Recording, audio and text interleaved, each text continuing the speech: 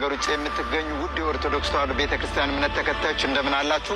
ይህ የምንገኝበት ቦታ በኢትዮጵያ ኦርቶዶክስ ተዋሕዶ ቤተክርስቲያን በሰሜን ሸዋ ሀገረ ስብከት በጫጫ ክፍለ ከተማ ግራር አንበሳ መጥምቀ መለኮት ቅዱስ ዮሐንስ ቤተክርስቲያን ለመሄድ ጉዞ ላይ ነው ያለነው። አሁን እንግዲህ የመኪና መንገድ ጉዟችንን ጨርሰን በእግር ትንሽ እንጓዛለን። ቤተክርስቲያን ልንገባ ትንሽ ነው የቀረን።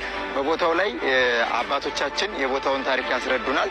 የመጥምቀ መለኮት የቅዱስ ዮሐንስ ወዳጅ የሆናችሁ ደግሞ እስከ መጨረሻው ድረስ በመከታተልና መልእክቱን ለብዙ ሰዎች ሼር በማድረግ ለብዙ ኦርቶዶክሳውያን እንድታደርሷቸው ለማሳሰብ እወዳለሁ።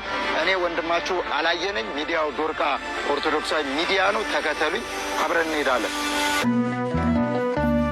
የወደቀው እንጨት ተነሳ ለምልሞ፣ በጸበል ዳንን ደዌያችን ታክሞ፣ ዝናህም ይወራ ከዓለም እስከ ዓለም፣ መድኃኔዓለም ላንተ የሚሳን የለም።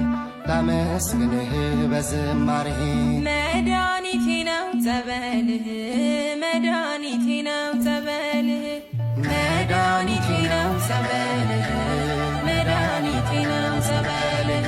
ተፈውሻለሁኝ መጥቼ ደጅህ፣ መድኃኒቴ ነው ጸበልህ፣ መድኃኒቴ ነው ጸበልህ።